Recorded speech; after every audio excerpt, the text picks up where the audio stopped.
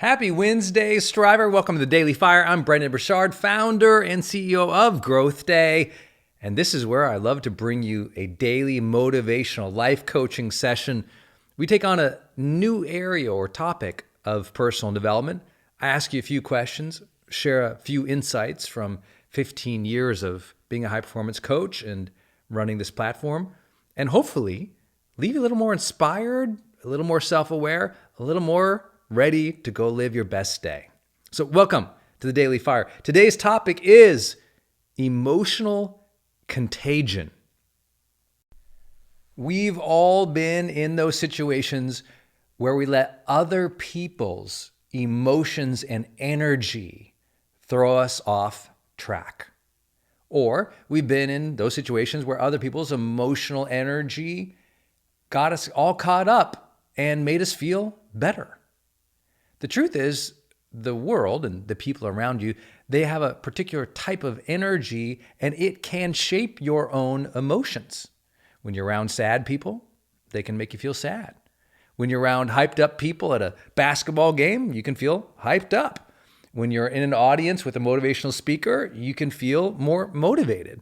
When you're with a friend who's having just a bad day, suddenly you can feel your own energy lower, even though the bad day they're describing is nothing like yours. And when we become aware of this, hopefully in middle school, we decide whether or not we want that process to happen in such a way that we don't have any input. The sad truth is, you and I both know a lot of adults who still fall prey to emotional contagion all the time. Of course, most of us do once in a while, but some people have really lost control of their own emotional reality. You know, all the negative vitriol and hatred out in the world keeps sucking them right back in, and they always feel angry, reactive, impatient, upset, frustrated, because others around them have that same feeling and they just get caught right up. I remember in college, I started volunteering at a mediation center, and I was getting trained on how to do peer mediation, which was basically helping two different people resolve conflicts. They would have a relationship problem, a marriage problem, a business problem. It could be a teacher and a student. It could be an administrator and a student. It could be anybody from the local community who were in conflict, and they'd come to this mediation center. And I remember how hard that training was, because there I was sitting between two people arguing, and it's my job to help them work through that problem. It's not my job to solve it. It's just my job to set up a process and an environment in which that could happen. And it was hard for me. I grew up in a place where emotional contagion tended to lean towards, let's say, the negative and dangerous area. You know, I grew up where there was a lot of physical violence. I grew up in a town where there's a lot of physical violence, and it was just easy to get caught up into that. And, distrusting people, not liking people, being angry at people, because the small town I grew up had a lot of alcoholism, had a lot of economic disparity and challenges, and the energy was palpable. I remember going back to that small town years and years later and recognizing that feeling and that sensation in certain cafes I visited, in restaurants, walking around town, and how that energy was so different than other places I'd visited around the world.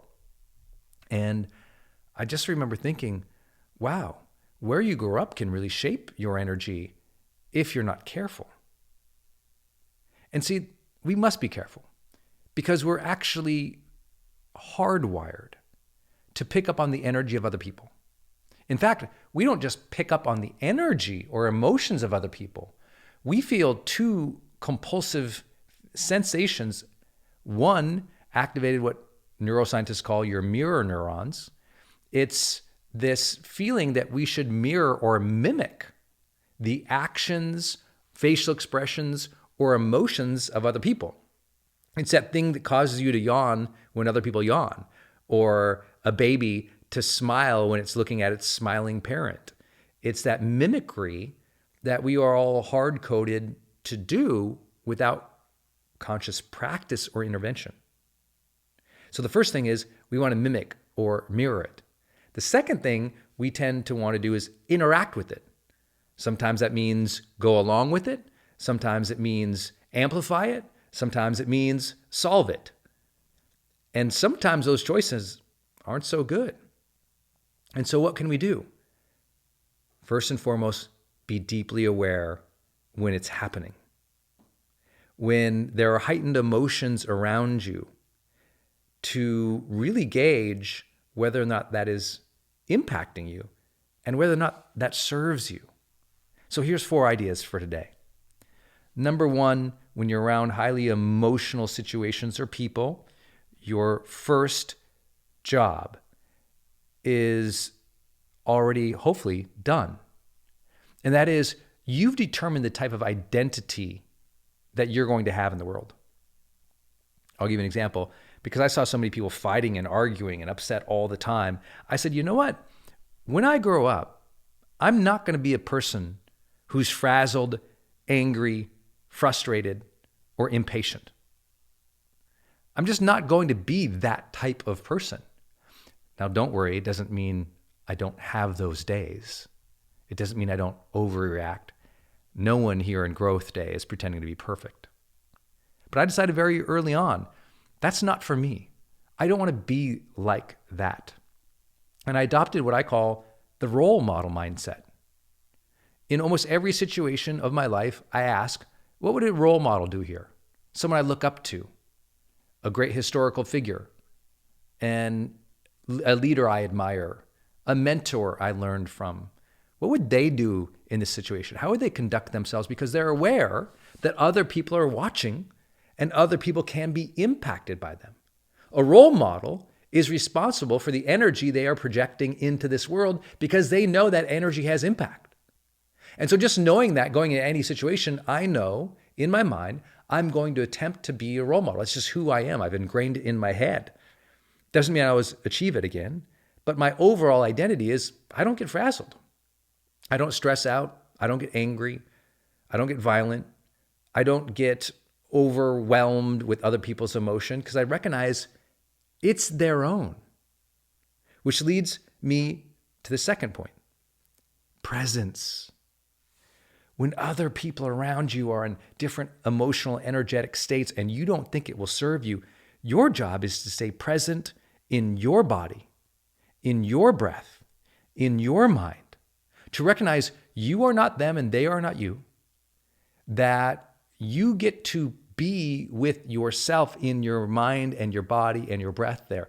You get to feel your feet on the ground, your belly extending and pulling in as you draw and release breath. You get to stay physically present in your own world. I know all the reasons and all the objections and all the excuses we can say to something like that. Well, Brendon, they made me do this. They made me angry. They made me upset. You don't understand my husband. Trust me, after 15 years of working every single day with other people, I get it. I've heard it. But the answer is still the same. We have to realize that yes, we have a social connection with people, but we also have a strong mind-body connection in which we have a tremendous amount of conscientious control. And so it's not to say that you're not going to feel or sense the emotions of other people. In fact, most emotions, if you've studied our work before, most emotions are impulsive, automatic. They are rooted in the body as an immediate reaction, and they're easily triggered. Whereas feelings, which are longer lasting senses of emotion that happen to have meaning to them and linger and have much more capability of controlling, well, they're two different things, emotions and feelings.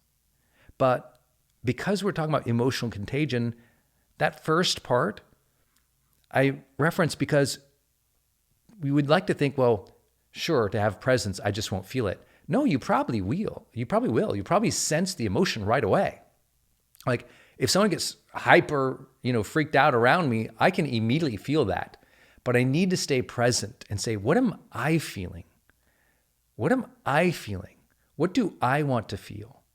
What is in my body and mind and spirit, not just reacting or mimicking theirs? Staying present always begins with being where you are, having your feet on the ground, taking a few deep breaths, connecting with your own body. And next up, intention. What's your intention for this situation? All heck can be breaking loose around me, but as someone who aspires to be a servant leader, I say, I'm going to serve this situation, not be drawn into it. What would be the highest, best use of my time, energy, or effort in this situation or in reacting to these other people who have emotional contagion? That decision, that second to ask, what do I want here? How can I be of service here? Can change your life. I remember being in college and I was out one late night and with a bunch of friends, and something had happened on some corner, and 4 or 5 people started running over there, and I could sense it was going to turn into like a street brawl. And my first impulse was to go to protect friends, to see if I could help. And then I thought, you know what? There's a lot of people over there. I don't know that I'm going to serve jumping into this melee. And I just stood. I watched what was happening. I could see that it was just devolving into a worse and worse situation. And I probably just held a beat for 15, 30 seconds. And then I started walking over there. And what I had noticed was the group was already starting to kind of fade and run away. And what had happened is a bunch of people threw a bunch of fists and got in a bunch of fights. And all of a sudden, everyone disappeared. Nothing was achieved or accomplished. No one was, any safer or any more hurt. It was just a nonsensical thing. And my intention was, I don't think I can add anything to that going on over there. And that might sound kind of silly, but that second of taking a pause and asking, what's the point of me being involved here, can change your life. I help a lot of couples through conflicts, a lot of business founders, co-founders through conflicts, and I've done it at the literally billion-dollar company level, all the way down to 2 people who are just starting their first family. And when I've worked through those situations, it's always been a powerful insight. What does it serve you or serve the situation by getting involved? And what is your intention? Just asking that question can keep you out of a lot of trouble, but it also can make you a great servant leader. I can see people having, issues and say, you know what? I think I can serve here. I think I can add value. Let me step in and ask a few questions. Let me make it my intention here to be of service if I can. Let me step in. And that simple question, step in or not, has saved lives. That simple intention to speak up, or really not worth it. We need that in social media. Anyone? Amen on a Wednesday? Okay. It's like, gosh, if people could just take a beat and set an intention versus being reactive all the time, we had a very different social media world, wouldn't we? Same thing in real life. Last idea, if you get pulled in, if you get sucked into other people's emotions, last idea is to give yourself some reset time. If I get caught into someone else's anger, I can go, okay, I got pulled in here. Let me go reset. And I'll just go to another room, or I'll go out to the car, or I'll go for a walk, or I'll do a meditation. But allowing yourself to take a break from other people's emotions is a very high conscious action. To recognize when other people's emotions are hurting you, or they're poisonous, or they're hurtful in some way that is, making you feel more negative, more down, more depressed, more upset, to have the wherewithal to say, you know what? I need a beat. I want to have this conversation, or I'd like to deal with this, but I need a few moments to reset and to step away, fall back into presence, into your best feelings, your body, your brain, not being pulled into them, but where you want to be, your intention, who you are as a person. To reset, even just for a few seconds, can change everything. It's why the world's best negotiators will often say, can we take a beat here for a minute? Could we take a break? Why don't we excuse ourselves just for a moment? That conscientious choice to take a few seconds, a few minutes, or a few days can be powerful. Just to reset. I've been worked up so many times in my life, and I'm so glad I didn't follow that emotion. Instead, I recognized it. I recognized it was not my own, so I didn't need to follow it. And instead, I asked, what do I want to feel? Will I be of service here? Does this ring true to being a role model? Do I want to get sucked into this or not? Just a few questions can change your life. A few questions when you're getting pulled in an emotional contagion can change everything. I hope this session served you today in the Daily Fire. If it did, could you go over to your journal next? Once you finish this Daily Fire, just go to your journal, open up your journal, just type in emotional contagion and capture your own notes for how you deal with it when you get sucked into other people's emotions. Would you do that for yourself? Just as today's topic, you heard me talk about a few different ideas here, but what we're doing at Growth Day is we're prompting your own journey. We're prompting you on topics to think about, maybe giving some advice or inspiration or new ideas, but really it's your job. Go capture them, think through them in your journal. Gaining greater self-awareness, especially in this situation, I promise will help you gain greater self-mastery over the long term. So go open your journal, type in emotional contagion, type out your thoughts of how you handle it. And if you're so inspired, maybe share that in the community section today about how you deal with it. I'm sure people would love to hear how everyone is working with this topic, especially in an era in which emotional contagion has run rampant. Thank you for being part of Growth Day. I do appreciate and I do feel your positive feedback and energy every single day. And I do love that type of emotional contagion. I appreciate your positivity, your belief in us here at Growth Day, your support of what we are doing here. It means so much to me and all the other coaches and teachers here in Growth Day to see your spirit, to hear your comments, and to know that you're out there making personal development a priority just like we are. Because if we keep doing that, we can change the world, because we know every day is a great day to grow. All right, if you love this Daily Fire today, quick reminder, comment on it down below. What did you learn? What do you think? What do you have to share? This is about social learning in Growth Day. We learn from each other. We have that humility to learn from each other, but we also have that service leadership mindset where we want to share our life lessons with one another. So what have you learned about this topic? Put it in the comments down below and then get your growth streak.